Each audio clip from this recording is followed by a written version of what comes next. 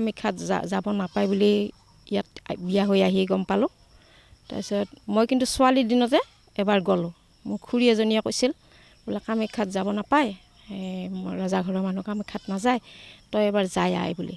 তাৰপিছত বিয়া নহওঁতে গ'লোঁ, যাই পেলাই বাইদেউৰ তাতে কোৱাৰ্টাৰত আছিল, বাইদেউ কোৱাৰ্টাৰৰ পৰা গ'লোঁ ভাগিনজনীক লৈ, যাই এই কামাখ্যা চালোঁ, দৰ্শন কৰিলোঁ, কৰি আহিলোঁ। আহি মোৰ সেই বছৰতে মোৰ বিয়া হ'ল। বিয়া হোৱাৰ পিছত ইয়াতে আহি সুধিলোঁ মানে মই কিয় যাব নাপায়। তাৰপিছত এওঁলোকে ভাঙি গোটেইখিনি ক'লে, এনেকৈ হেৰি ৰজাঘৰৰ মানুহ যাব নাপায়, এনেকৈ কিবা ক্ষতি হয়, কাৰোবাৰ বোলে মুণ্ড ছিঙি পৰিছিল নৃত্য চাওঁতে পেৰা জলঙা দি, তাৰপিছত সেইবিলাকৰ কাৰণে নাযায় বুলি। তেতিয়াৰ পৰা আমি এই 48 বছৰ বয়স হ'ল, এতিয়ালৈ যোৱা নাই। অম্বুবাচী মেলা চলি আছে, বহুত ঋষি মুনি বাহিৰৰ বহুত পৰ্যটক আহিছে তাতে, সেইবিলাকক চাবৰ মন যায়, মানুহ চাবৰে মন যায়, কিন্তু যোৱা হোৱা নাই আৰু এইবিলাক হেৰি ক্ষতিৰ কাৰণে, ক্ষতি হ'ব বুলি। ল'ৰা ছোৱালীবিলাকেও যাব মন নকৰে, সিহঁতেও বুজি পায় যাব যে নাপায় বুলি, কিবা ক্ষতি হ'ব বুলি কয়, সেইকাৰণে। যেতিয়া নৰনাৰায়ণ চিলাৰাই যেতিয়া দিগ্বিজয় কৰি আহি আছে সুদূৰ কোচবিহাৰৰ পৰা, আহি নীলাচল পাহাৰ পালে, পাই তাত যি মন্দিৰ আছিল সেয়া কালাপাহাৰে ভাঙি লণ্ডভণ্ড কৰি পেলাইছে। গতিকে তাৰে কাৰণে দেখিলে যি লণ্ডভণ্ড হৈ আছে, মন্দিৰটো আমি পুনৰ নিৰ্মাণ কৰোঁ, এইবুলি তেওঁলোকে নিৰ্মাণ কৰিলে। নিৰ্মাণ কৰি কেন্দুকলাই বুলি কালাই গাঁৱৰে কেন্দুকলাই বুলি পুৰোহিত এজনক তাতে প্ৰতিষ্ঠা কৰি তেওঁক পূজা পাতিবলৈ অনুমতি দিলে।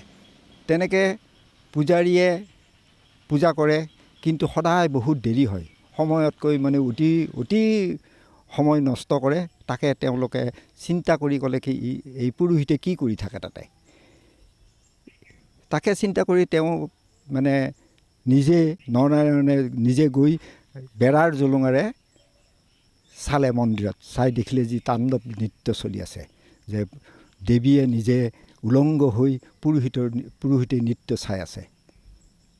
তেতিয়া দেৱীৰ এটা জ্ঞান শক্তি দি তেওঁ দেখিলে যে মই তেওঁলোকক নিজৰ পুত্ৰ বুলি জ্ঞান কৰোঁ, গতিকে তেওঁলোকে মোৰ নৃত্য চাই আছে। এয়ে তেওঁ অভিশাপ এটা দিলে যে তোমালোকৰ বংশধৰবিলাক যদি ইয়াতে আহে অজ্ঞানী হ'ব বা মূৰ ছিঙি পৰিব, এনেকুৱা এটা অভিশাপ দিলে। সেই তেতিয়াৰ পৰাই আমাৰ বংশধৰবিলাক তালৈ দৰ্শন কৰিব নাযায়, বিশেষকৈ কামাখ্যালৈ দৰ্শন কৰিব নাযায়।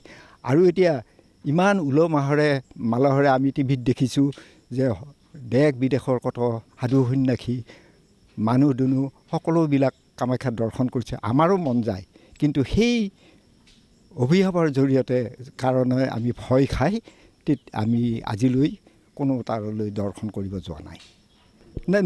নতুন প্ৰজন্ম আমাৰ যিবিলাক ল'ৰা নাতি আছে, তেওঁলোকেও মানে এতিয়া যাবৰ চিন্তা কৰে, কিন্তু সেই অভিশাপৰ কাৰণে কোনো এতিয়ালৈ সাহস কৰিব পৰা নাই।